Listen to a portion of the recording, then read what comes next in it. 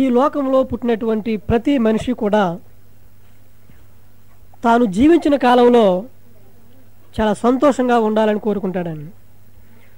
తాను మాత్రమే కాదు, తన కుటుంబీకులు, తన బంధుమిత్రులు, తెలిసిన వారు అందరూ కూడా చాలా సంతోషంగా ఆనందంగా ఉండాలని కోరుకుంటూ ఉంటాడు.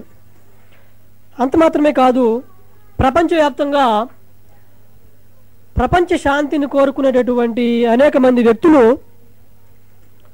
ప్రపంచ శాంతి కోసం ప్రయత్నపడుతూ ఉన్నారండి. ఆ విధంగా ప్రపంచ శాంతి కొరకు ఎవరైతే అత్యధికంగా ప్రయాసపడతారో, ప్రపంచ శాంతికి పాటుపడతారో అటువంటి వారికి నోబెల్ ప్రైజ్ ఫర్ పీస్ అని కూడా శాంతి బహుమతి ఇవ్వడం కూడా జరుగుతుందండి. ఈ రీతిగా ప్రపంచంలో ఎంతోమంది ఎన్నో రీతిలుగా ప్రపంచ ప్రజలందరూ కూడా సుఖ సౌఖ్యాలతో శాంతిగా అందరూ కూడా మంచి సహజీవనం చేస్తూ సహోదర ప్రేమలతో కలిసి ముందుకు సాగిపోవాలని చాలామంది ప్రయత్నం చేస్తూ ఉన్నప్పటికీ కూడా నేటి సమాజంలో ఎన్నో ఘోరాలు నేరాలు జరిగిపోతూనే ఉన్నాయండి. ఈ సాధారణంగా ఈ నేరాలు కానీ ఈ ఘోరాలు కానీ ఎలా జరుగుతున్నాయి, ఎవరి మధ్య జరుగుతున్నాయని మనం పరిశీలన చేస్తే ఇవి సాధారణంగా రెండు కులాల మధ్య కానీ, లేదా రెండు జాతుల మధ్య, లేదా రెండు మతాల మధ్య, రెండు ప్రాంతాల మధ్య. సాధారణంగా ఏమంటారంటే మా కులమే చాలా గొప్పది, మాది చాలా ఉన్నతమైన కులం, మీరందరూ కూడా తక్కువ కులం వాళ్ళని కొందరు అంటూ ఉంటారు. మరికొంతమంది మా మతమే గొప్పది, మా మతంలో ఉన్నవాళ్ళు అందరూ కూడా పరలోకం వెళ్ళిపోతారు, మీ మతంలో ఉన్నవాళ్ళు నరకానికి వెళ్ళిపోతారు అని అంటూ ఉంటారు. మరికొంతమంది ప్రాంతీయ తత్వం అండి, మా ఏరియాలో ఉన్నవాళ్ళు చాలా మంచి నడవడిక కలిగిన వాళ్ళు, మంచి అన్ని విషయాలు తెలిసిన వాళ్ళు, మంచి భాష, కానీ మీ ఏరియాలో ఉన్న వాళ్ళకి పద్ధతులు తెలియవు అని ఈ రీతిగా కూడా ఒకరినొకరు విమర్శించుకోవడం మనం చూస్తూ ఉంటాం. ఈ రీతిగా రెండు కులాలు లేదా రెండు మతాలు, రెండు జాతులు, రెండు ప్రాంతాల మధ్య వారి ఆలోచనలో ఉన్నటువంటి తేడాను బట్టి ఆ రెండు గ్రూపుల మధ్య గొడవలు రావడం మనం చూడొచ్చండి. కాబట్టి ఈరోజు అనేక మంది ఈ కులాల పేరిట కానీ, మతాల పేరిట కానీ, ప్రాంతాల పేరిట కానీ, దేవుళ్ళ పేరిట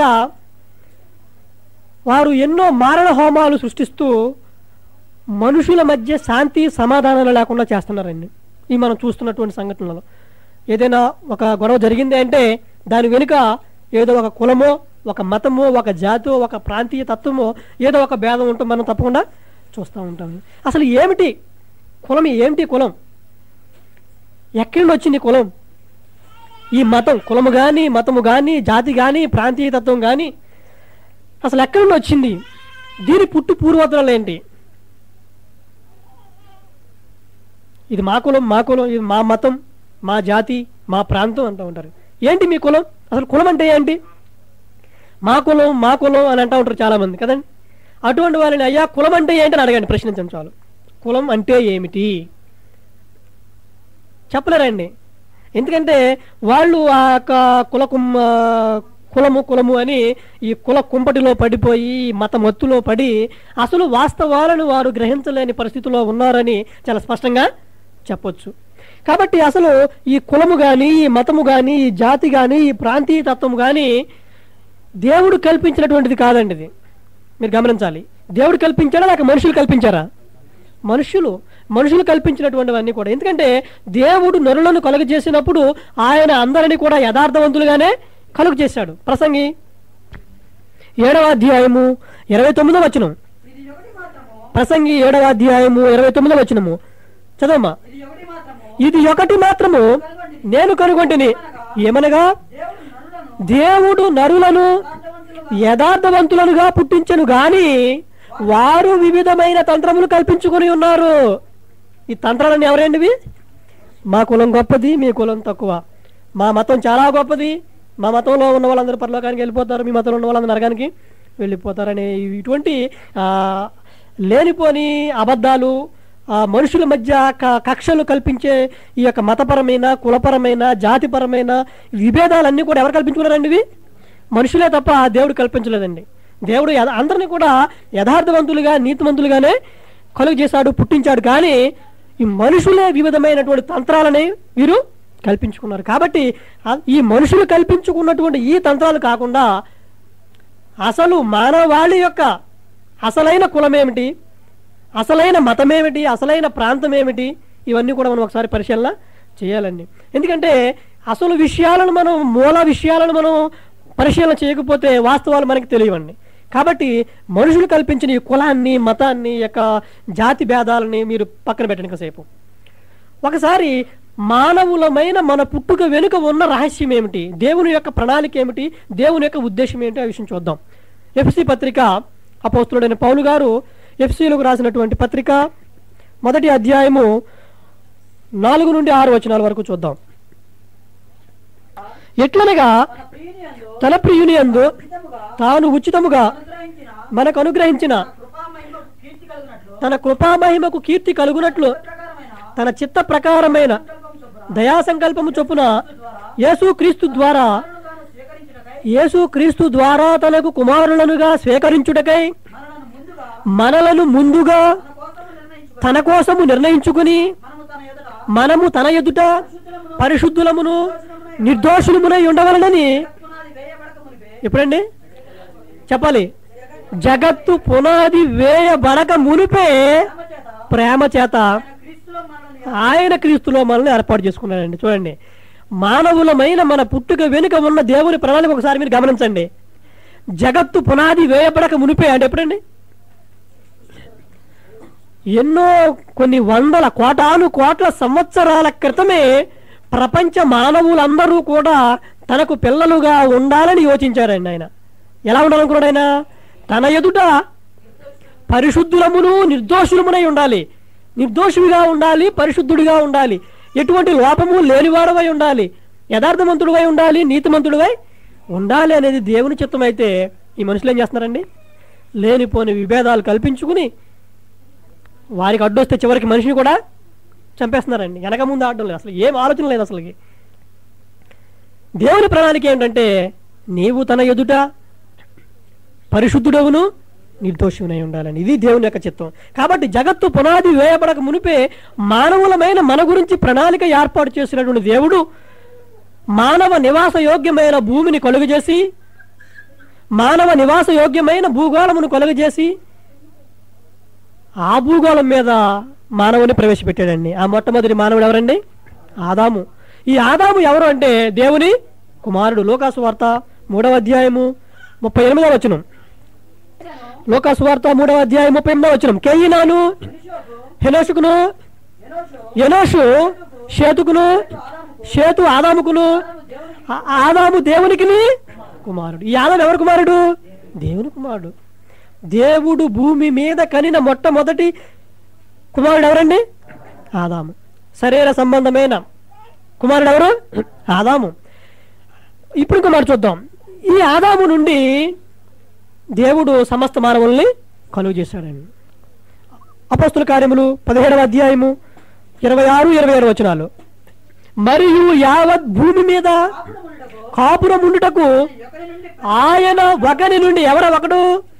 ఆదాము అనే ఒకని నుండి ప్రతి జాతి మనుషులను సృష్టించను. ఇక్కడ ప్రతి జాతి అంటే ఎవరండి? చాలా మంది ఏమనుకుంటారంటే రకరకాల జాతులు ఏమో అనుకుంటారండి. ప్రతి జాతి అంటే 2 జాతులు అండి, ఒకటి ఆడ, 2 మగ. ఆడ మగ అండి, అంతే. అంతే తప్ప లేకపోతే ఫలానా జాతి అంటే నల్లవారు, తెల్లవారు, నల్ల జాతీయులు, తెల్ల జాతీయులు అనుకోకండి. ఆదాము అనే ఒక మనుషుని నుండి ప్రతి జాతి మనుషుని ఆయన సృష్టించాడు. అంటే ప్రతి జాతి అంటే ఆడ మగ. ఆడ మగ అనే ఈ ప్రపంచ ప్రజలందరినీ కూడా ఒక ఆదాము నుండి దేవుడు కలుగు చేశాడు. మనందరము కూడా ఆదాము నుండి కలిగిన వారము. ఆదాము దేవుని నుండి. అంటే మన అందరికీ, మానవులమైన మనందరికీనండి, ఈ మనుషులు కల్పించుకున్న కులం ఏదైనా కానివ్వండి, నీ మతము ఏదైనా కానివ్వండి, నీ ప్రాంతం ఏదైనా కానివ్వండి, నువ్వు ఎవరివైనా కానీ మనందరము ఎవరిలో నుండి వచ్చాము? తండ్రి అయిన దేవునిలో నుండి మనం వచ్చామండి. తండ్రి అయిన దేవుడు కనుక ఈ లోకానికి వచ్చామండి. అంటే మనందరం ఎవరు? మీరు జపాన్ అయినా, జర్మనీ అయినా, అమెరికా అయినా, రష్యా అయినా, ఇండియా అయినా, పాకిస్తాన్ అయినా, నేపాల్ అయినా, భోపాల్ అయినా, హాలండ్ అయినా, పోలాండ్ అయినా, నువ్వెవరైనా సరేనండి. నువ్వు మాస్టర్ అయినా, పాస్టర్ అయినా, నువ్వు యాక్టర్ అయినా, డాక్టర్ అయినా, నువ్వు మా పండితుడు అయినా, పామరుడువైనా, నువ్వు ఆడైనా మగైనా, నువ్వు ఎర్రవాడువైనా నల్లవాడువైనా, నువ్వెవడువైనా సరే, కానీ ప్రపంచ ప్రజలందరినీ కూడా కన్నది తండ్రి అయినా దేవుడు. అనగా ఈ ప్రపంచ ప్రజలందరూ, ఈ ప్రపంచ మానవులందరూ ఎవరికి పుట్టారు? తండ్రి అయిన దేవునికి పుట్టారండి. దేవునికి పేరు పెట్టకండి, మరలా దేవుడి పేరు అదండి ఇదని అనుకోండి. దేవుని పేరు చెప్పగలరా మీరు బైబిల్లో? మనకు ఒక్కడే దేవుడున్నాడు, ఆయన తండ్రి. కొరింథీయులు రాసిన మొదటి పత్రిక 8వ అధ్యాయము 5-6 వచనాలు. మనకు ఒక్కడే దేవుడున్నాడు, ఆయన తండ్రి. మనకు ఒక్కడే దేవుడున్నాడు, ఆయన తండ్రి. మన దేవుని పేరు చెప్పండి, తండ్రి. దేవుని పేరు తండ్రి. ప్రపంచ ప్రజలందరినీ కన్న దేవుని పేరు చెప్పగలరా? తండ్రి. ఎవరండి? తండ్రి. మరి మనందరము ఎవరము? ఆ తండ్రికి పుట్టిన పిల్లలము. ఒకే తండ్రికి పుట్టిన పిల్లలు ఏమవుతారు చెప్పండి? ఒకరికొకరు సహోదరి సహోదరులు అవుతారు, అవునా కదండి? ఒక తండ్రికి పుట్టిన పిల్లలందరూ ఏమవుతారు? సహోదరి సహోదరులు. ఒక తండ్రికి పుట్టిన పిల్లలందరూ కలిసి సంతోషంగా ఆనందంగా కలిసి మెలిసి జీవిస్తుంటే ఆ తండ్రి ఎంత ఆనందపడతాడండి? ఆ తండ్రి యొక్క ఆనందానికి హద్దులు ఉంటాయా?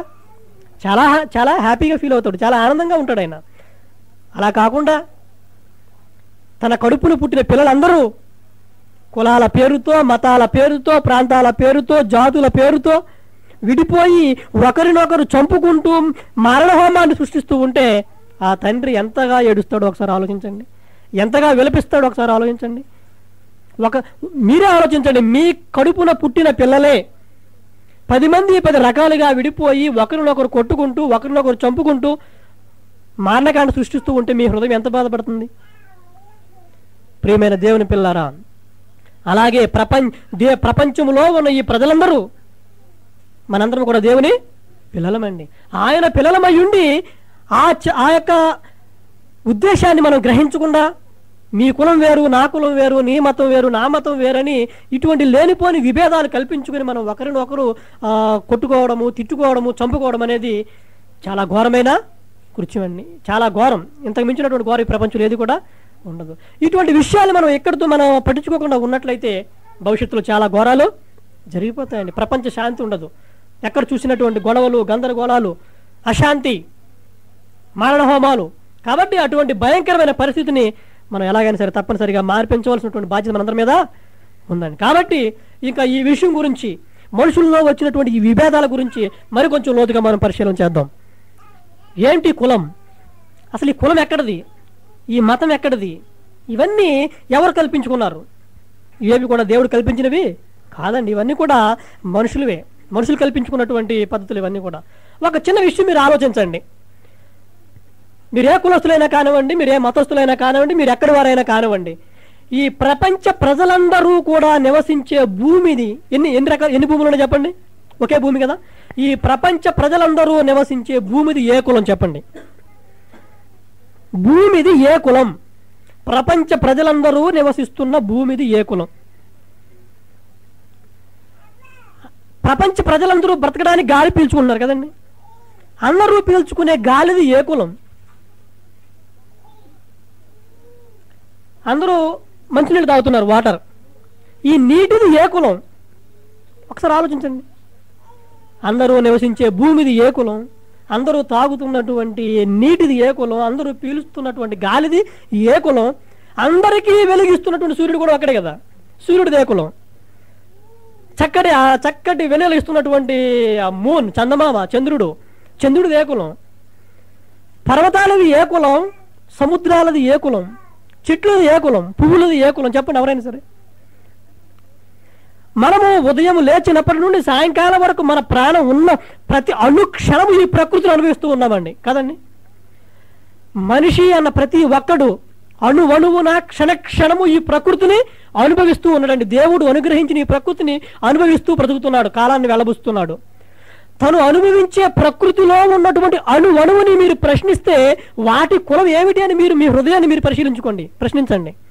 అలా భూమిది ఏ కులం? గాలిది ఏ కులం? నీటిది ఏ కులం? సూర్యుడిది, చంద్రుడిది, నక్షత్రాలది, ఆకాశానిది, కాయలు, చెట్లు, పువ్వులు, ఇవన్నీ వీటి కులం ఏమిటి? మనందరము సమానంగా అనుభవిస్తున్న వీటికి వేటికి లేని కులం ఇంతలో కనిపించి అంతలో మాయమైపోయే నీకెందుకు నాయనా? ఎంత అమాయకుడు నువ్వు అసలు. కోటాను కోట్ల సంవత్సరాల నుండి సూర్యుడు అలా తిరుగుతూనే ఉన్నాడండి. ఎన్నో వందల కోట్ల సంవత్సరాల నుంచి భూమి తిరుగుతూ ఉంది, నక్షత్రాలు తిరుగుతూ ఉన్నాయి దేవుని మాటకు లోబడి.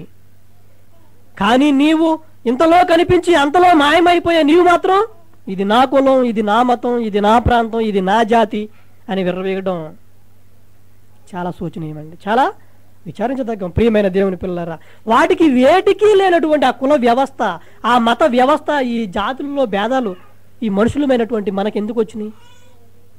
ఒకసారి ఆలోచించండి. అంటే కుల వ్యవస్థ కుళ్ళిపోయిందా, లేకపోతే మతం మత్తులో ఈ ప్రజలు తూలుతున్నారా? ఒకసారి ఆలోచించాలండి, ఒకసారి ఆలోచించాలి. అసలు ఏమిటి తేడా? ఎక్కడ వచ్చింది తేడా? ఎందుకు మనుషులు ఈ విధంగా కులాలుగా మతాలుగా ఎందుకు విడిపోతున్నారు?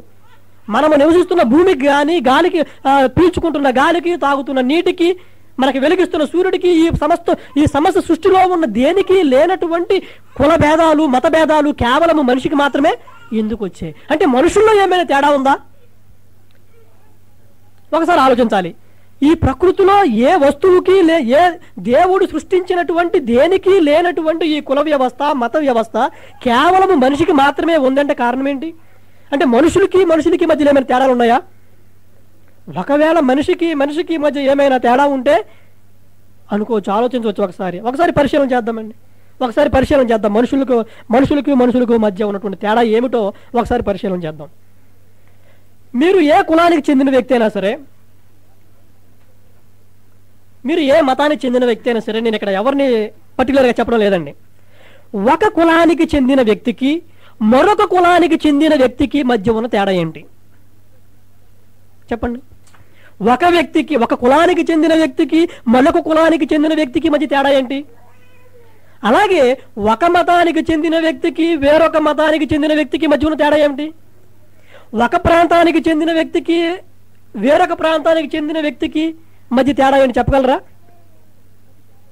నీది ఏ కులమైనా సరే, నీది ఏ మతమైనా సరే, నీది ఏ ప్రాంతమైనా సరే, మనిషి అయిన నీకు ఒకే ఒక గుండె ఉంటుంది. చూసుకుని కావాలంటే మీది ఏ కులమైనా కానివ్వండి, మీది ఏ మతమైనా కానివ్వండి, మీకు ఎన్ని గుండెలు ఉంటాయి? హార్ట్ ఎన్ని ఉంటాయి చెప్పండి?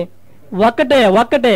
లేదండి మా కులము గొప్పది, మా మతము గొప్పది, నాకు 2 గుండెలు ఉన్నాయండి, ఎడమ పక్కన ఒకటి, కుడి పక్కన ఒకటి అని ఎవరు చెప్పగలరా? ఈ ప్రపంచం మొత్తంలోనండి, ఎక్కడ కాదు, మన ఇండియాలో కాదండి, ప్రపంచం మొత్తంలో ఎవరైనా సరే, అయ్యా మా దేశం చాలా సంపన్నమైన దేశం కాబట్టి మా దేశంలో నివసించే వారందరికీ 2 గుండెలు ఉన్నాయని చెప్పగలరు ఎవరైనా? అమెరికా కానీ, జపాన్ కానీ ఎవరైనా సరేనండి. లేదండి మా మతము చాలా ఉన్నతమైనది, మాకు 2 గుండెలు ఉన్నాయి. నో అండి. నీది ఏ కులమైనా, నీది ఏ మతమైనా, నీది ఏ ఏరియా అయినప్పటికీ మనుషులందరికీ గుండె ఒక్కటే, అది ఎడమ పక్కనే ఉందండి. లేదని నేను చాలా ఉన్నతమైన వాడిని కాబట్టి నా కుడి పక్కన ఉందంటారు ఎవరైనా? ఒకవేళ నీ కుడి పక్కన ఉందని నీకు ఏదో రోగం ఉంది, దాన్ని సరి చేసుకోవాలి, ఆపరేషన్ చేయించుకోవాలి, తప్పదు. ఏమండి? ఇప్పుడు చూడండి, నల్ల జాతి తెల్ల జాతి అంటారు. అంటే ఇతర దేశాల్లో కొంచెం ఈ చర్మం ఎర్రగా ఉన్న వాళ్ళకు, తెల్లగా ఉన్న వాళ్ళకి గర్వం ఎక్కువ.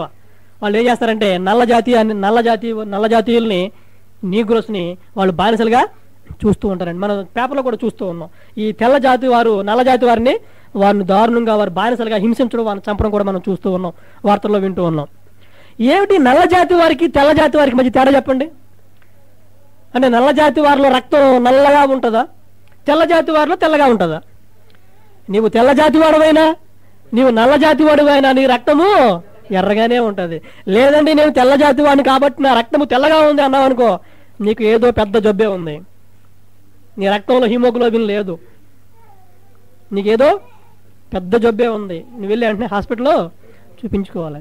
కాబట్టి నీది ఏ జాతి అయినా, పైన చర్మం ఏ రంగులో ఉన్నా నీ లోపల ప్రవహించే రక్తం మాత్రం ఒకటేనండి. ఎందుకంటే చాలా మంది ఈ కులాల పేరుతో, మతాల పేరుతో మనుషుల మధ్య లేనిపోని భేదాలు కల్పిస్తా ఉన్నారండి. ఒకసారి మీరు మనిషి యొక్క దేహాన్ని మీరు చూసినట్లయితే, ఏ కులానికి చెందిన వ్యక్తి అయినా, ఏ మతానికి చెందిన వ్యక్తి అయినా, ఏ ప్రాంతానికి చెందిన వ్యక్తి అయినా, శరీర అవయవ నిర్మాణాన్ని మీరు చూస్తే డిటో, సేమ్ టు సేమ్, ఏమీ తేడా ఉండదండి. మేము కాలేజీలో చదువుకునే సమయంలో ఒక ఆయన ఉండేవారు, శాస్త్రి గారు. ఆయన చాలా నిష్ఠ. ఒకసారి ఆయనకి యాక్సిడెంట్ జరిగిందండి. యాక్సిడెంట్ జరిగి ఆ శరీరంలో ఉన్నటువంటి మొత్తం బ్లడ్ అంతా కూడా పోయింది. రాయమండ్రిలోనే తానవాయిపేటలో విమలమ్మ హాస్పిటల్ అని ఉంది, అక్కడ జాయిన్ చేశారు. ఆయన బ్లడ్ గ్రూప్ ఏంటంటే ఓ నెగిటివ్ అండి. ఇది చాలా రేర్ బ్లడ్ గ్రూప్. ఇటువంటి బ్లడ్ చాలా తక్కువ మందికి మాత్రమే ఉంటుందంట. బ్లడ్ బ్యాంక్ వెళ్ళారు, అక్కడ కూడా సమయానికి అందుబాటులో రక్తం లేదు. ఇమ్మీడియట్గా వెంటనే అతనికి ఆ ఓ నెగిటివ్ రక్తాన్ని ఎక్కించాలి, ఆపరేషన్ చేయాలి. చేయకపోతే తొందరలోనే అతను చనిపోతాడు. వాళ్ళ బంధువులందరిని అడిగారండి, ఎవరికి లేవు. వాళ్ళ అబ్బాయికి మాత్రం ఓ నెగిటివ్ ఉంది, కానీ ఆయన ఇక్కడ లేడు, ఎక్కడున్నాడు? అమెరికాలో ఉన్నాడు. అర్జున్ పని మీద వెళ్ళాడు. ఆయన అమెరికా నుంచి మళ్ళీ వేరే దేశం వెళ్ళి అక్కడ ఏదో మీటింగ్లో ఉన్నాడు. ఆయన తిరిగి రావడానికి 2 రోజులు పడుతుంది. అంతవరకు ఈయన ప్రాణం ఉంటుందా? ఉండదు. ఏం చేయాలి?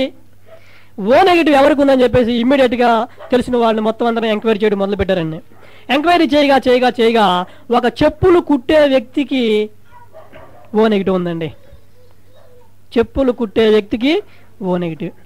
ఆయన తీసుకొచ్చారు, బ్లడ్ టెస్ట్ చేసి ఆ రక్తాన్ని ఎక్కించడానికి సిద్ధపడుతుంటే వాళ్ళ బంధువులందరూ వచ్చి, అయ్యా అతని కులం తక్కువ కులస్తుల యొక్క రక్తం అతనిలాగా ఎక్కించడానికి వీలు లేదు. అప్పుడు డాక్టర్ గారు అన్నాడు, అయ్యా ఈ రక్తం ఎక్కించకపోతే అతను చనిపోతాడు. పోనీ మీ కులస్తుల్లో ఎవరైనా ఓ నెగిటివ్ ఉన్నదా? లేదు. మీరందరూ మేమందరం ఒకే కులమని అనుకుంటున్నారు, కానీ మీలో ఆ గ్రూపు లేదు. ఏ వ్యక్తి అయితే తక్కువ అనుకుంటున్నారో ఆ వ్యక్తిలో ఓ నెగిటివ్ ఉందండి. తప్పదు, ఇంకా వేరే మార్గం ఏమీ లేదండి. అతని యొక్క రక్తాన్ని, ఆ చెప్పులు కుట్టుకునే వ్యక్తి యొక్క రక్తాన్ని ఆ పండితుడి గారికి ఎక్కించారండి, శాస్త్రి గారికి. ఆయన బ్రతికాడు, సక్సెస్ అయింది. లేచిన తర్వాత ఆయన అంటున్నాడు, అయ్యా దేవుడు నా కళ్ళు తెరిపించాడు. ఇంతవరకు నేనే గొప్పవాడిని, నా మతమే గొప్పదని లేదా నా కులమే గొప్పదని నేను చాలా విర్రవీగాను. కానీ నేను నమ్ముకున్న మతము కానీ నేను నమ్ముకున్న కులం కానీ నా ప్రాణాన్ని బ్రతికించలేకపోయింది, కాపాడలేకపోయింది. ఎవరో తక్కువ కులస్తుడు అనుకున్నటువంటి వ్యక్తి యొక్క రక్తము నా శరీరంలో ఎక్కించబడి నేను బ్రతికాను. ఈ కులాలు మతాలు అనేవి మనుషులు కల్పించుకున్నవే తప్ప అసలు దేవుడు కల్పించిన, దేవుడు కలుగు చేసే కన్నప్పుడు మనుషుల్ని కన్నప్పుడు ఇటువంటి భేదాలేమీ లేవు. ఈ ప్రమాదము ద్వారా దేవుడు నా కళ్ళు తెరిపించాడని ఆయన రిజిలైజ్ అయిపోయాడండి. అవునండి ప్రియులారా, నిజమండి. నీవు ఏ కులస్తుడివైనా ఏ మతస్థుడివైనా మనుషుల్లో ఉండే బ్లడ్ గ్రూప్స్ అన్ని రకాల కులాల వారికి, అన్ని మతాల వారికి కూడా ఒకే రకమైనటువంటి గ్రూప్స్ ఉన్నాయండి. కాబట్టి ఈ కులం వారికి ఈ గ్రూప్స్ ఉంటాయి, ఈ మతం వారికి ఈ పర్టికులర్ గ్రూప్సే ఉంటాయని ఏమీ వేరుగా లేవండి. ఎందుకంటే దేవుని దృష్టిలో అందరూ ఒకటే. కాబట్టి ప్రియమైన దేవుని పిల్లరా, ఈ కులాలు మతాలు ఈ ప్రాంతీయ భేదాలు పెట్టుకుని మీలో మీరు లేనిపోయిన తగాదాలు పెట్టుకోవద్దని ప్రభు పేరట మనం చేస్తూ ఉన్నాను. ఇంకా కొన్ని విషయాలు మనం పరిశీలన చేద్దాం. నీవెవరివైనా సరే, నీవు తక్కువ కులమైనా ఎక్కువ కులమైనా, నీది ఏ మతమైనా సరే, ప్రతి మనిషి బ్రతకడానికి ఏం కావాలండి? ఫుడ్ కావాలి. ఏం కావాలి? ప్రతి మనిషి ఆహారం తీసుకోవాలి. లేదండి నా కులము లేదా నా మతము చాలా ఉన్నతమైంది, నేను ఆహారం తినవసరం లేదంటారు ఎవరైనా? అలాగంటే ఏమైపోతాడైనా? తొందరలోనే అవుట్. అయ్యా మా కులము లేదా మా మతము మా ప్రాంతము చాలా గొప్పది ఉన్నతమైంది కాబట్టి నేను నీరు తాగనవసరం లేదు, నేను గాలి పీల్చుకోవడం అవసరం లేదు అంటే గాలి పీల్చుకోవడం మానేస్తే ఎవరికి నష్టం? ఏమండి? కాబట్టి నీది ఏ కులమైనా నీది ఏ మతమైనా నీవు బ్రతకడానికి తిండి తినాలి, నీరు త్రాగాలి, గాలి పీల్చుకోవాలి. తప్పదు. ఉదయాన్నే లేవగానే ముఖం కడుక్కోవాలి, స్నానం చేయాలి. లేదండి మా కులము చాలా గొప్పది, మా మతం చాలా గొప్పది, మా దేశము చాలా సంపన్నమైన దేశం కాబట్టి మేము ముఖము కడుక్కోని అవసరం లేదు, స్నానం చేయని అవసరం లేదు అంటే మీ దగ్గర ఎవరు ఉండరండి. నీది ఏ కులమైనా నీది ఏ మతమైనా నీది ఏ ప్రాంతమైనా నీవు పాస్ పోసుకోవాలి, నీవు దొడ్లోకి వెళ్ళాలి. తప్పదండి. అయ్యా లేదండి మా కులము గొప్పది, మా మతము గొప్పది, మా ప్రాంతం గొప్పది, మా దేశం సంపన్నమైనది, మేము మల విసర్జన చేయవలసిన అవసరం లేదు అన్నారు అనుకోండి, మీ చుట్టుపక్కల ఎవరు ఉండరండి.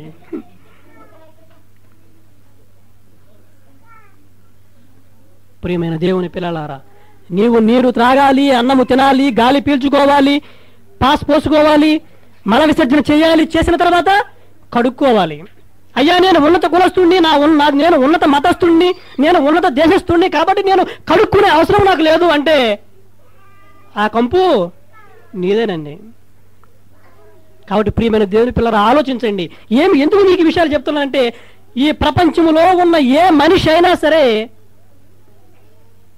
అందరికీ జరిగే ప్రాథమిక అవసరాలు, ప్రకృతి శరీరములో ఉన్న అవయవ నిర్మాణము అంతా ఒక్కటేనండి. ఏమీ తేడా లేదు, ఏమీ తేడా లేదు. ఈ తేడా ఎక్కడొచ్చిందంటే మనుషులు కల్పించుకున్న వివిధములైన తంత్రాలండి, ఇవన్నీ తంత్రాలండి. దేవుడు నరులను యథార్థవంతులుగా పుట్టించను గాని వారు వివిధమైన తంత్రాలు కల్పించుకున్నారండి. నీది ఏ కులమైనా, నీది ఏ మతమైనా, నీది ఏ ప్రాంతమైనా, నీవు ఏదో ఒక రోజు చనిపోవాలి షూర్.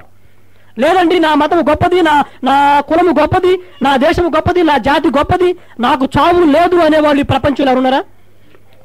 ఎవరు లేరండి అసలు ఈ ప్రపంచంలో. నాకు చావు లేదు అనేవారు ఎవరు కూడా లేరని. ప్రతి ఒక్కరు చచ్చిపోవాలి, తప్పదు. మనుషులు ఒకసారి మృతి పొందవలని దేవుడు నియమించను. హెబ్రీ పత్రికలో ఉందండి 9:27.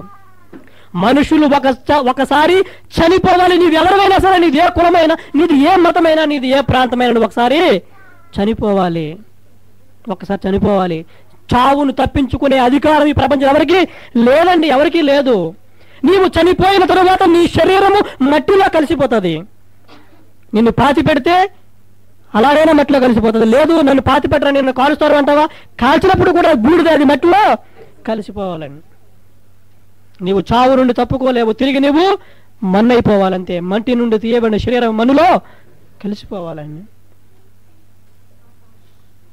ప్రియమైన దేవుని పిల్లలారా, ప్రపంచ మానవాళికి అన్ని ప్రాథమిక అవసరాలు ఒకటేనండి. మనుషుల మధ్య ఏమీ తేడా లేదండి, ఏమీ తేడా లేదు. ఏ కులమైనా, ఏ మతమైనా, ఏ ప్రాంతమైనా, ఏ జాతి అయినా, నీవు నల్లగా ఉన్నా తెల్లగా ఉన్నా ఏమీ తేడా లేదండి. అందరూ కూడా దేవుని దృష్టిలో ఒకటేనండి.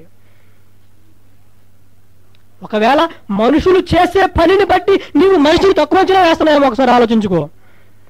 సాధారణంగా ఈ రోజులు ఎలా ఉందో తెలుసండి, మనిషి చేసే పనిని బట్టి మనిషిని తక్కువ అంచనా వేస్తూ ఉంటారండి. కొన్ని పనులు చూద్దాం మనం.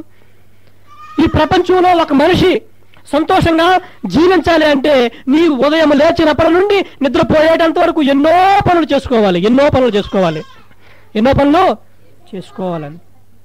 అన్ని పనులు ఒక్కరే చేయలేరండి.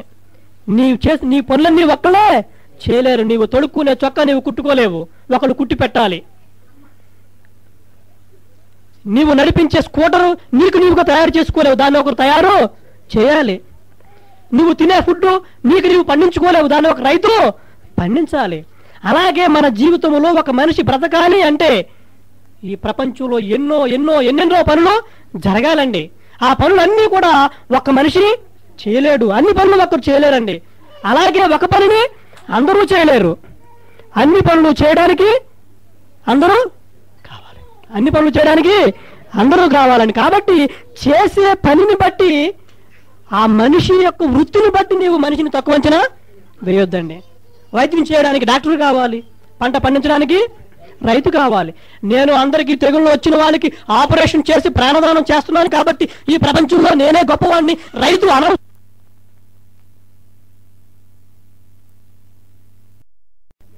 పంటలు పండించడానికి రైతు కావాలి. వ్యాధులు వచ్చిన వాళ్ళకి అందరికీ వ్యాధులు నయం చేసి ఆపరేషన్ చేసి నేనే ప్రాణదానం చేస్తున్నాను కాబట్టి నేనే గొప్పవాడిని, రైతు అనవసరం అనుకుంటే అతని పండించడానికి ఫుడ్ పండించే రైతు ఉండడండి. అలాగే అందరికీ నేనే పంట పండించి అందరికీ నేనే ప్రాణదానం అవుతున్నాను కాబట్టి నేనే గొప్పవాడిని, డాక్టర్ అనవసరం అనుకున్నాడు అనుకోండి రైతు, ఇతనికి వ్యాధి వస్తే బాగు చేసేవాడు ఉండడండి. కాబట్టి వైద్యం చేయడానికి డాక్టర్ ఉండాలి, పంట పండించడానికి రైతు ఉండాలండి, అన్ని పనులు చేయడానికి అందరూ ఉండాలండి. ప్రియమైన దేవుని పిల్లారా, కాబట్టి ఈ సమాజంలో నివసిస్తున్నటువంటి ప్రతి మనిషి, ఈ సమాజంలో జీవిస్తున్న ప్రతి మనిషి దేవుని యొక్క కుమారుడు, దేవుని యొక్క చిత్తాన్ని, దేవుని యొక్క ఉద్దేశాన్ని గ్రహించి సమాజంలో నడుచుకోవాలి అని దేవుడు ఒక గొప్ప సందేశాన్ని మనకి ఇస్తా ఉన్నాడండి. దానికోసం ఏం చేశాడు తెలుసా? ఈ సమాజంలో నీవు ఎలా బ్రతకాలో తెలియడం కోసం నీ యొక్క దేహాన్ని ఆయన ఒక సాదృశ్యంగా చూపిస్తూ ఉన్నాడండి. ఒకసారి మన శరీరాన్ని తీసుకోండి. అద్భుతమైన మాటలు నేను పరిశుద్ధ గ్రంథంలో కొరింథీయులకు రాసిన మొదటి పత్రిక 12వ అధ్యాయము 12 నుండి 27 వచనాలు. ఈ వచనాల్లో ఈ కొరింథీయులకు రాసినటువంటి మొదటి పత్రిక 12వ అధ్యాయము 12 నుండి 27 వచనాలకు వరకు చదివితే అక్కడ ఉన్న విషయం ఏంటంటే, ఈ మనిషి దేహము ఒకటే కదండి. ఒక మనిషికి ఎన్ని దేహాలు ఉంటాయి? భౌతిక దేహం ఎన్ని ఉన్నాయి చెప్పండి. ప్రకృతి సంబంధమైన దేహం ఎంత? ఎన్ని? ఒకటే. ఈ ఒకటే దేహములో ఎన్నెన్నో పార్ట్స్ అండి. తల, కాళ్ళు, చేతులు, మొండెము, భుజాలు, కన్ను, చెవులు, ముక్కు, నోరు, పండ్లు, నాలుక, ఎన్నెన్నో రకరకాల పార్ట్స్ అండి. ఒకే శరీరానికి ఇన్ని అవయవాలు ఎందుకు? శరీరం ఒక్కటే కదా. శరీరము ఒక్కటే. మీకు ఎన్ని శరీరాలు ఉన్నాయి చెప్పండి?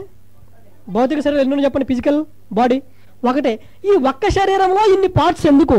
కళ్ళెందుకు, చెవులెందుకు, ముక్కు ఎందుకు, నోరెందుకు, కాళ్ళెందుకు, చెయ్యేందుకు? ఏదో ఒక అవయవం ఉంటే సరిపోదా? ఏమండి, మీ మొత్తం బాడీ అంతా కొన్నే అనుకోండి, అమ్మాయి మీరు ముందు చూడగలరు, వెనక చూడగలరు, పైన చూడగలరు, కింద చూడగలరు, అన్ని డైరెక్షన్లో మీరు చూడగలరు. దేహం అంతా కన్నే అయితే మీరు అన్నీ చూడగలరు. కానీ ఎక్కడ నుండి వింటారు? ఎక్కడ నుండి మాట్లాడతారు? దేనితో నడుస్తారు? దేనితో పని చేస్తారు? దేనితో జీర్ణం చేసుకుంటారు? అద్భుతమైన మాట చూడండి పరిశుద్ధ గ్రంథంలో.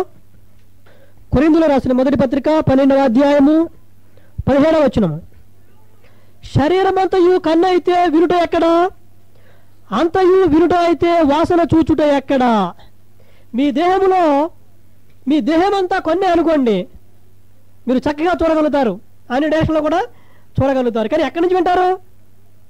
మీకు వినే ఛాన్సు లేదండి. లేదు, అలా కాదండి, నా బాడీ అంతా మొత్తం అంతా చెవే అనుకోండి, అన్ని రకాలుగా సౌండ్లు నేను వినగలుగుతాను చెవిని బట్టి. కానీ ఎక్కడ చూస్తాను? చూడడానికి లేదు, వాసన చూడడానికి లేదు, రుచి చూడడానికి లేదు, నడవడానికి లేదు, పని చేయడానికి లేదండి. కాబట్టి ఒక శరీరములో రకరకాల అనేకమైన అవయవాలు ఎందుకున్నాయి అంటే, నీ దేహానికి అవసరమైన అన్ని పనులు సమకూర్చడానికి అవసరమైన అన్ని అవయవాలు నీ దేహంలో ఉన్నాయండి. అన్ని అవయవాలు ఉండబట్టే నీవు సక్రమంగా అన్ని పనులు చేయగలుగుతున్నావు. ఒకవేళ నీకు 2 కాళ్ళు లేవనుకోండి, ఒకసారి ఆలోచించి మీ పరిస్థితి ఏంటో. మీకు 2 చేతులు లేవనుకోండి, మీ పరిస్థితి ఏంటో ఆలోచించండి. మీకు 2 కళ్ళు లేవనుకోండి, మీ పరిస్థితి ఏంటో ఒకసారి ఆలోచించండి. ఎంత భయంకరమండి. నేడు సమాజంలో అనేక మంది ప్రమాదాల్లో కాళ్ళు చేతులు కోల్పోయిన వారు, చూపు కోల్పోయిన వారు ఎంతోమంది ఉన్నారండి. వాళ్ళకి తెలుస్తుంది వాటి విలువ ఏంటో. అన్నీ ఉంటే వాటి విలువ తెలియదండి, లేని వారికి మాత్రమే తెలుస్తుంది. అన్ని అవయవాలు ఉన్నాయి కాబట్టి మనకి వీటి విలువ మనకి తెలియటం లేదు. దేవుడు ఎందుకు అన్ని అవయవాలు ఇచ్చాడు అంటే, నీ దేహము సక్రమంగా అన్ని పనులు నిర్వర్తించాలి, నీ దేహం మంచిగా ఉండాలి అంటే నీ దేహంలో అన్ని అవయవాలు ఉండాలి. అలాగే ఈ సమాజము ప్రశాంతంగా సాగాలి అంటే, ఈ సమాజము చక్కగా సుఖశాంతులతో సాగిపోవాలి అంటే అన్ని రకాల వృత్తుల వాళ్ళు ఉండాలండి. ఒకవేళ మనిషి చేసే పనిని బట్టి మనిషిని నీవు తక్కువవాడుగా అంచనా వేస్తున్నాయేమో ఒకసారి ఆలోచించండి. అన్ని పనులు అందరూ చేయలేరండి. అన్ని పనులు ఒకరే చేయలేరు. ఒక పని అందరూ చేయలేరు. అన్ని పనులు చేయడానికి అందరూ కావాలి. అందరూ వెళ్ళి పల్లకీలో కూర్చుంటే పల్లకి మోసేదేవారు చెప్పండి? అందరూ వెళ్ళి బస్సులో కూర్చున్నారు అనుకోండి, బస్సు ఎవరు నడిపిస్తారు? ఎవరు నడిపించరండి. కాబట్టి ప్రతి పని చేయడానికి అన్ని పనులు చేయడానికి అందరూ కూడా ఉండాలండి. అందరూ పట్టుపరుగులపైనే పావులిచ్చారు అనుకోండి, మరి వాటిని ఉతికేది ఎవరు? అందరూ భోంచేసి వెళ్ళిపోయేవారే అయితే అంట్లు తోమేది ఎవరు చెప్పండి? అందరూ పాలు తాగేవాళ్ళే అనుకోండి, మరి గేదెలు ఎవరు మేపుతారు? అయ్యగారు మేపుకుంటారా? ఏమండి, ఆ ఇంటి యజమాని మేపుకుంటాడా? అందరూ మరుగుదొడ్లు ఉపయోగించే వాళ్ళే అనుకోండి, మరి వాటిని ఎవరు క్లీన్ చేస్తారు? అంట్లు ఉపయోగించే నీవు మరుగుదొడ్డును ఉపయోగిస్తే దానిని శుభ్రం చేయడానికి ఒక వ్యక్తి అవసరం. అతను వచ్చి క్లీన్ చేస్తున్నాడని, నీ ఇంటికి వచ్చి క్లీన్ చేస్తున్నాడని చెప్పి అతను తక్కువ వాడిగా నీ వంచన వేస్తావా? లేదు, నీ యొక్క ఆవుని గేదెని మేపుతున్నాడని చెప్పి ఆ వ్యక్తిని నీ తక్కువ వంచన వేస్తావా? లేదు, మీ ఇంట్లోకి వచ్చి మీ ఇంట్లో ఉన్న అంట్లన్నీ తోముతుందని ఒక ఆమెను నీవు తక్కువ ఆమెగా అంచనా వేస్తావా? అలా వేయడానికి వీలు లేదండి. నీవు చక్కగా నీ ఇంట్లో ఉన్న ఆవును గేదెను చక్కగా దాని రక్తాన్ని పిండుకొని నీవు పాల రూపంలో తాగేస్తూ ఉంటావు. పాలు తాగి మిగిలిన పాలు పెరుగు తోడేసుకుని పెరుగు తాగుతావు, మిగిలిన వాటిని చిలకరించి మజ్జిగ తీస్తావు, మజ్జిగను మళ్ళా పాలు పెరుగు చిలకరించి వెన్నను నెయ్యి, నేతి నుండి మిఠాయిలు కదండి, రకరకాల వస్తువులను అనుభవిస్తూ ఉంటే కొన్నాళ్ళకి ఆ ఆవో గేదో ముసలిదే చచ్చిపోతే దాన్ని మోయడానికి ఒక వ్యక్తి కావాలి. అలా మోయడానికి వచ్చిన వ్యక్తిని చూసి అతను తక్కువ కొలుస్తుడు అంటావా? అతను నీకంటే తక్కువ వాడు అంటావా? అలా అనడానికి వీలు లేదండి. ఎందుకంటే ఒకవేళ కనుక ఆ మనిషి వచ్చి మీ ఇంట్లో చచ్చిపోయిన, మీ దొడ్డిలో చచ్చిపోయిన ఆవునో గేదనో బయటకు లాగకపోతే అది చచ్చిన ఆ జంతువు కుళ్ళి పురుగులు పట్టి భయంకరమైన వాసనతోటి ఆ ఇంటి యజమానికి ఏమొస్తుందండి? కలరా. ఆ కలరా అతనితో ఆగదండి, ఆ చుట్టుపక్కల వాళ్ళందరికీ వ్యాపిస్తుంది, అలా మొత్తం ఊరంతా వ్యాపిస్తుంది. ఒక వ్యక్తి వచ్చి నీ ఇంటిలో చచ్చిన జంతువును తీయకపోతే నీ ఊరికి కలరా. ఒక పని పిల్ల నీ ఇంటిలోనికి వచ్చి నీ అంట్లు తోమకపోతే నీ ఇల్లు కంపు. నీవు ఉపయోగించిన మరుగుదొడ్లు ఒక వ్యక్తి కడగకపోతే నీ మరుగుదొడ్లు కంపు. నీకు కంపు ఉండకూడదనే కదయ్యా వాళ్ళందరూ వచ్చి నీకు సేవ చేస్తుంది. వాళ్ళందరూ వచ్చి నీకు సేవ చేస్తుంటే నువ్వేమంటున్నావు? వాళ్ళని తక్కువ అంచనా వేస్తున్నావు చేసే పనిని బట్టి. ఒకవేళ వాళ్ళెవరూ రాకుండా స్ట్రైక్ చేస్తే నీవు కట్టుకున్న బట్టలు నీవే ఉతుక్కోవాలి, నీ ఇంట్లో అంట్లు నీవే తోముకోవాలి, నీ ఇంట్లో చచ్చిన జంతువులను నీవే బయటికి మోసుకుపోవాలి, నీ ఇంట్లో మరుగుదొడ్లను నీవే కడుక్కోవాలి. ప్రియమైన సహోదరి సహోదరుడా, నీది ఏ కులమైనా, నీది ఏ మతమైనా, నీది ఏ జాతి అయినా, నీది ఏ ప్రాంతమైనా, నీ సాటి మానవుణ్ణి నీవు ప్రేమించాలి, నీతో సమానంగా నీవు చూడాలి. అందుకే దేవుడు తన వాక్యం సెలవిస్తూ ఉన్నాడు. ఎంత అద్భుతమైన మాట సెలవిస్తున్నాడో చూడండి. కొన్ని మాటలు చూద్దాం పరిశుద్ధ గ్రంథం నుండి. కొరింథీయులకు రాసిన మొదటి పత్రిక 12వ అధ్యాయము 12 నుండి 27 వచనాలు. 12వ వచనం, ఎలాగూ శరీరము ఏకమై ఉన్నను, అనేకమైన అవయములు కలిగి ఉన్నవో, ఎలాగూ శరీరము యొక్క అవయములన్నీ అనేకములై ఉన్నను, ఒక్క శరీరమై ఉన్నవో, అలాగే క్రీస్తు ఉన్నాడండి. శరీరం ఎన్ని ఉన్నాయి? ఒక్కటే శరీరం. అవయవాలన్నీ అనేకము అనేకము, లెక్కలేనని కొన్ని లక్షల నరాలు, కండరాలు, గుండె, ఊపిరితిత్తులు, కళ్ళు, చెవులు, ముక్కు, నోరు, పండ్లు, వెంట్రుకలు, కాళ్ళు, చేతులు, ఎన్ని అవయవాలండి నీకు? శరీరము ఒక్కటే కానీ అవయవాలు అనేకము. అన్ని అవయవాలు సక్రమంగా పనిచేస్తేనే నీవు ఆరోగ్యంగా ఉండగలుగుతావు. అదే చెప్తున్నాడు ఇక్కడ 13వ వచనం. ఎలాగనగా యూదులమైనను, గ్రీసు దేశస్థులమైనను, దాసులమైనను, స్వతంత్రులమైనను, నీది ఏ కులమైనను, నీది ఏ జాతి అయినను, నీది ఏ మతమైనను, నీది ఏ ప్రాంతమైనను, నీవు చదువు ఉన్నవాడవైనను లేనివాడవైనను, నీవు బండవాడివైనా, బక్కవాడివైనా, పొడుగువాడివైనా, పొట్టివాడివైనా, ఎర్రవాడివైనా, నల్లవాడివైనా, నీది ఏ దేశమైనా, నీవెక్కడి వాడవైనా, మనందరము ఒక్క శరీరము. ఎవరమండి? ఒక్క శరీరం అండి. నీది ఏ కులమైనా సరే, నీది ఏ మతమైనా, నీది ఏ ప్రాంతమైనా, మనందరము దేవుని పిల్లలం. మనందరం నీ కన్న తండ్రి ఒక్కడే. కొరింథీయులకు రాసిన మొదటి పత్రిక 8వ అధ్యాయం 5వ వచనము, మనకు ఒక్కడే దేవుడున్నాడు, ఆయన తండ్రి. దేవుని పేరు ఏంటండి? తండ్రి. దేవుని పేరు అది ఇదని చెప్పకండి, మీరు తప్పైపోతారు. దేవునికి ఉన్న ఒకే ఒక పేరు, ఆయన పేరు తండ్రి. తండ్రి ఎవరికి తండ్రి? మనిషి అయిన ప్రతి ఒక్కరికి తండ్రి. నీవు మనిషివా? ఈ వాక్యాన్ని వింటున్నా నీవు మనిషివా? నీవు మనిషివైతే దేవుడు నీకు తండ్రి. దేవుడు నీకు తండ్రి అయితే ప్రపంచ మానవాళి అందరూ నీ సహోదరులు. ప్రపంచ మానవాళి అందరూ నీ సహోదరులు అయినప్పుడు వారిపై ఎందుకయ్యా నీకు కక్ష? వారిపై ఎందుకు నీకు ఇంత ద్వేషము? వారిపై ఎందుకు నీకింత అసూయ? అనేక అవయవములమైన మనమందరము ఒక్క దేహమై ఉన్నాము. ఎంత మంచి మాట అండి. పరిశుద్ధ గ్రంథం ఎంత ఎంత ఐకమత్యాన్ని సారి చెప్తుందో ఒకసారి మీరు చూడండి ప్రియులారా. ప్రపంచ ప్రజలందరూ ఒక్క శరీరం అంట. శరీరము 14వ వచనము, శరీరం ఒక్కటే అవయవముగా ఉండక అనేకమైన అవయవములుగా ఉన్నవి. నేను చెయ్యి కాను కనుక శరీరములోని దానిని కానని పాదము చెప్పినంత మాత్రమున శరీరములోనిది కాకపోలేదండి. అలాగే 16వ వచనము, నేను కన్ను కాను గనుక శరీరములోని దానుడు కానని చెవి చెప్పినంత మాత్రమున శరీరములోనిది కాకపోలేదు. 17వ వచనము, శరీరం అంతయు కన్ను అయితే వినుట ఎక్కడా, అంతయు వినుట అయితే వాసన చూచుట ఎక్కడా. అందరూ ఆఫీసర్లు అయితే నీ ఆఫీసు తుడిచే ఆఫీసు బాయ్ ఎక్కడా. అందరూ పాలు తాగేవారైతే గేదెను మేపేవారెక్కడా. ఆలోచించండి. అన్ని పనులు చేయడానికి అందరూ ఉండాలి ప్రియులారా, అందరూ ఉండాలండి. అందుకనే చెప్తున్నాడు దేవుడు, శరీరం అంతయు కన్ను అయితే వినుట ఎక్కడ, అంతయు వినుట అయితే వాసన చూచుట ఎక్కడ. 18వ వచనము, అయితే దేవుడు అవయవములలో ప్రతి దానిని తన చిత్త ప్రకారము శరీరములో ఉంచాడండి. దేవుడు చాలా గొప్ప దేవుడు. ఆయనకి అన్ని తెలుసు కాబట్టి నీ అవయవం సక్రమంగా నడవడానికి అన్ని అవయవాలు దేవుడు అమర్చాడు. 19వ వచనము, అవన్నీ ఒక్క అవయవమైతే శరీరం ఎక్కడ, అవయవములు అనేకములైనను శరీరము ఒక్కటే. 20వ వచనం చూడండి, అవయవములు అనేకములు. ఎన్నో వందల కోట్ల మంది ఉన్నారండి ప్రపంచంలో. మనుషులు ఎన్ని వందల కోట్ల మంది అయినప్పటికీ శరీరము ఒక్కటే. మనందరము ఒక్కటే, మనందరము దేవుని పిల్లలము, మనందరము సహోదరులము. 21వ వచనం, కన్ను చేతితో నీవు నాకు అక్కరలేదని చెప్పజాలదు, తల పాదములతో మీరు నాకు అక్కరలేదని చెప్పజాలదు. కన్ను వచ్చి మీరు నాకు వద్దు అని అంటదా కాళ్ళను, లేకపోతే కాళ్ళు వచ్చి చేతులతో మీరు నాకు వద్దు అంటదా? అలా వద్దు అంటే నేను కష్టపడి పని చేస్తున్నాను అని చేయాలనుకుందనుకోండి.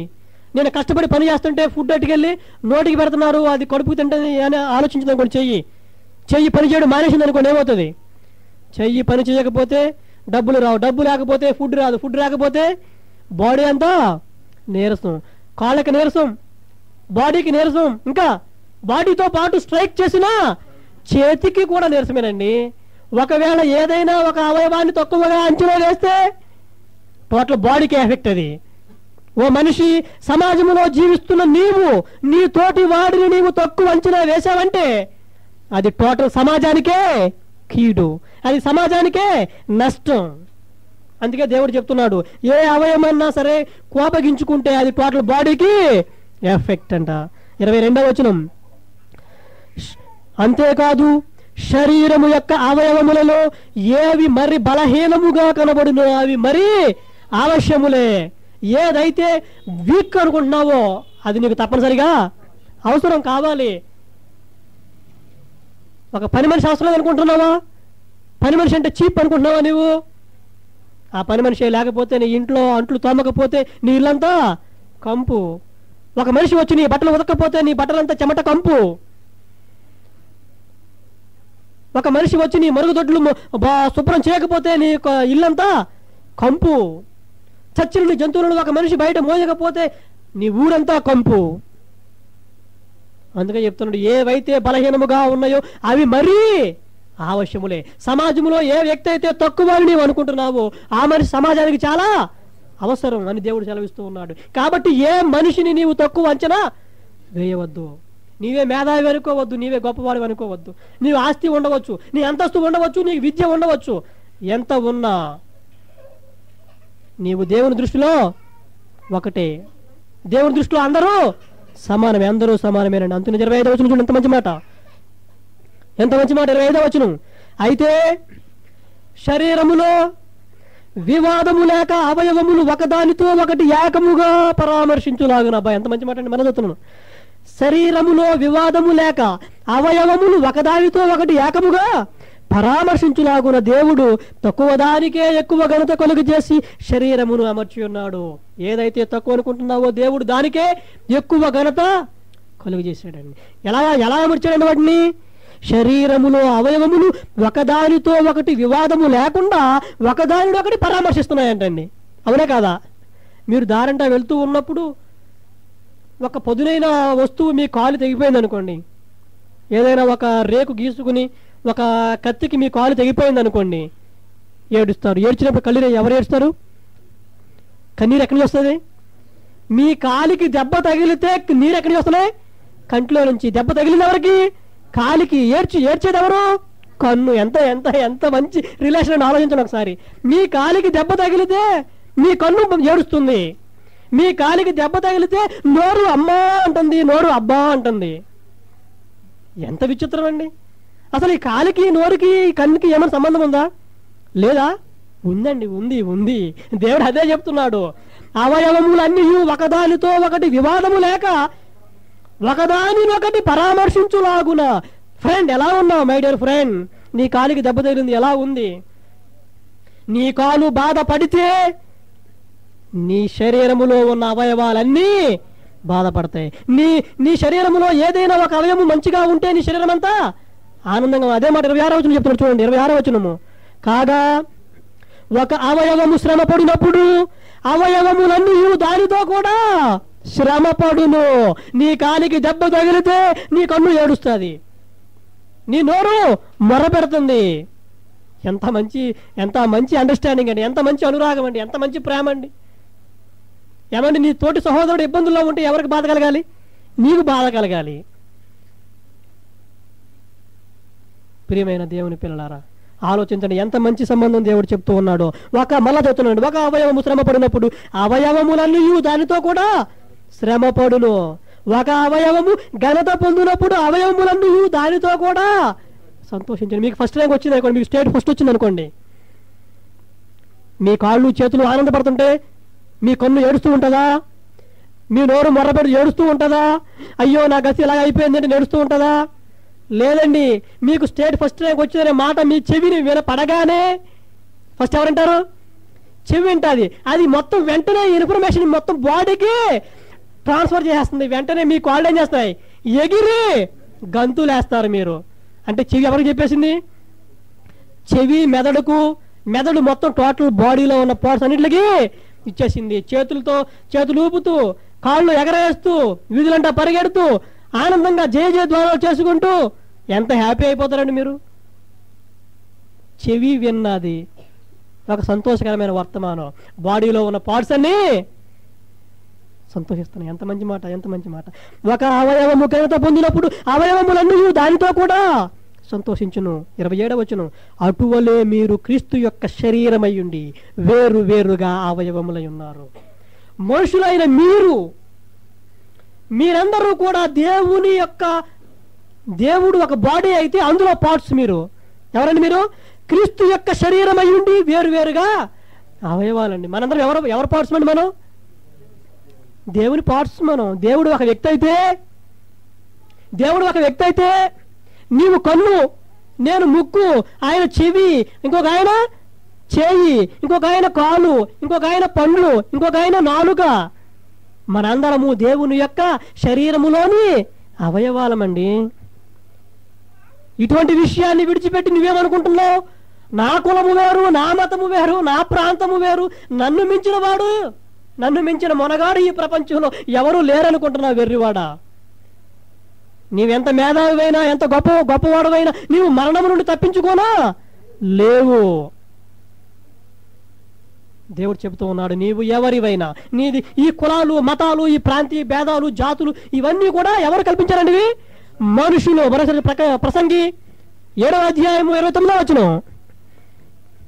ఇది ఒకటి మాత్రము నేను కనుగొంటిని, ఏమనగా దేవుడు నరులను యథార్థవంతులుగా సృష్టించను, కానీ వారు వివిధమైన తంత్రాలను కల్పించుకున్నారండి. ఈ కుల వ్యవస్థను ప్రవేశపెట్టింది మనిషి, ఈ మత వ్యవస్థను ప్రవేశపెట్టింది మనిషి, ఈ జాతి భేదాలు కనిపెట్టింది మనిషి. నువ్వు నమ్ముకున్న కులం కుళ్ళండి, నీవు నమ్ముకున్న మతం మత్తు, నీవు నమ్ముకున్న ధనం దగ. నీ కులం కుళ్ళు, నీ మతం మత్తు, నీ ధనం దగ. నీ బ్రతుకు చివరికి దేవుని దగ్గరికే రావాలి. నీకు దేవుడే దిక్కండి, ఇంకా వేరే దిక్కెవరు లేరు. ఈ ప్రపంచంలో ఎంత గొప్పవాడువైనా, ఎంత మొనగాడువైనా సరే నీవు దేవుని ముందు నీ యొక్క మోకాళ్ళు అనవలసింది. దేవుని శక్తి ముందు నువ్వు ఎంత మాత్రము కూడా నిలబడలేవండి. ఇంతలో కనిపించి అంతలో మాయమైపోయే నీటి ఆవిరి లాంటి వాడండి మనిషి జీవితం. ప్రియమైన సహోదరుడా, ఉన్నాయి రెండు కులాలండి. ఒకటి మంచి, రెండు చెడు. మంచివారు, చెడ్డవారు, సజ్జనులు, దుర్జనులు, నీతిమంతులు, అనీతిమంతులు, పాపులు, పరిశుద్ధులు. నువ్వు ఏ జాతిలో ఉన్నావు ఒకసారి ఆలోచించుకో. నీవు ఏ తెగలో అన్నా ఒకసారి ఆలోచించుకో. ఒకవేళ నీ కులం గొప్పదని నీవు అనుకుంటున్నావా, లేదా నీ మతం గొప్పదని నీవు అనుకుంటున్నావా, లేకపోతే నీ ప్రాంతీయ తత్వాన్ని బట్టి నీవు గొప్పవాడు అనుకుంటున్నావా? నీవు గొప్పవాడు అనుకుంటే నీకున్న గొప్పతనాన్ని బట్టి ప్రపంచ శాంతి కోసం పాటుపడు. నీవు సంతోషంగా ఉండు, నీ తోటి వాడిని సంతోషంగా బ్రతకని. నీకున్న మేలైన దాన్ని బట్టి ప్రపంచ శాంతి కోసం నీవు పాటుపడాలే తప్ప ఈ దేవుళ్ళ పేరిట, మతాల పేరిట, కులాల పేరిట మారణ హోమం సృష్టించి మనుషుల ప్రాణాలు తీయడానికి ప్రయత్నం చేయొద్దు. దేవుడు గర్విష్ఠులను, కూలద్రోసి అమాయకులను లేవనెత్తే దేవుడు అండి. దేవుడు నీలో గర్వం ఉంటే నిన్ను నేలకి కూలద్రోస్తాడు. నన్ను మించిన వాడు లేడు అని నీవు అనుకుంటే దేవుడు అదే క్షణంలో నిన్ను కూలదోస్తాడు. నెబుకద్నెజరు అదే అనుకున్నాడు, నన్ను మించిన రాజు లేడు అని. అదే క్షణంలో పశువులు గడ్డి తిన్నట్టుగా గడ్డి తినిపించాడు దేవుడు నెబుకద్నెజరు తోటి. ప్రియమైన దేవుని పిల్లలారా, నీవెంతటి వాడవైనా మానవత్వానికి మించిన కులం లేదని తెలుసుకో. మంచి చెడు, నీది ఏ కులం? నీది మంచి కులమా, చెడు కులమా? నీది ఏ మతం? నీది మంచి మతమా, చెడు మతమా? మానవత్వానికి మించిన మతము, కులము లేదని గుర్తించు. దేవుని దగ్గరకు రా, నువ్వు మోకరించు, నీ పాదాలు మోకరించి దేవుని దగ్గర, ప్రభువా నేను ఇంతలో కనిపించి అంతలో మాయమైపోయే నీటి బుడగ లాంటి వాడిని, గడ్డి పువ్వు లాంటి వాడిని, నీవు దేవుని పాదాల చెంత మోకరించు. నీవు సంతోషంగా బ్రతుకు, నీ తోటి వాడు సంతోషంగా బ్రతకని. ప్రపంచ శాంతి కోసం నీవు పాటుపడు. దేవుడు నీకు అప్పుడు పరలోకాన్ని అనుగ్రహిస్తాడు. దేవుడు అట్టి కృప మానవులందరికీ అనుగ్రహించును గాక. ఆమేన్. ప్రార్థన చేసుకుందాం. పరిశుద్ధుడు అయిన మా తండ్రి, ఎక్కడా లేని కులాలు, మీరు చెప్పని కులాల కుంపటి, ఈ యొక్క మత మౌఢ్యం, ఈ ప్రాంతీయ తత్వం, జాతి భేదాలు తండ్రి మీరేమీ కలుగు చేయలేదు. వీటిని మీరు మనుషులందరినీ యథార్థవంతులుగానే పుట్టించారు. కానీ ఈ మనుషులే చెడిపోయిన స్వభావముతోటి లేనిపోయిన కులాలు, మతాలు కల్పించి దేవుల పేరిట, మతాల పేరిట నాయన మానవహోమం సృష్టిస్తూ ఉన్నారు నాయన. అటువంటి వారితో మీరు మాట్లాడి వారిని మీరు మార్చండి. మేమంతా మీ బిడ్డలము. ప్రపంచ ప్రజలందరూ దేవుని పిల్లలని, అందరూ సహోదరులని గుర్తించి ప్రపంచ శాంతి కోసం పాటుపడే భాగ్యం మా బిడ్డలందరికీ అనుగ్రహించండి. ప్రతి ఒక్కరిని మీరు దీవించి ఆశీర్వదించి మీ కృపలో భద్రపరిచి నడిపించగలరని, ప్రపంచ ప్రజలందరూ శాంతి సౌభాగ్యాలతో, శాంతి సమాధానాలతో జీవించే భాగ్యం మీ ప్రియ బిడ్డలందరికీ దయచేయమని ఈ కొద్ది మనవులు మా ప్రభువు, మా రక్షకుడు, మీ ప్రియ కుమారుడు యేసుక్రీస్తు వారి పరిశుద్ధ నామమున ప్రార్థించి అడుగుచున్నాం పరమ తండ్రి. ఆమేన్. తండ్రి అయిన దేవుని ప్రేమ, కుమారుడు యేసుక్రీస్తు వారి కృప, పరిశుద్ధాత్మ దేవుని అన్యోన్య సహవాసము కూడి ఉన్న మనకు సకల మానవాళికి ఇప్పుడు ఎల్లప్పుడు సదాకాలము యేసుక్రీస్తు వారి ద్వారా తోడైండి నడిపించును గాక. ఆమేన్. అందరికీ వందనాలు.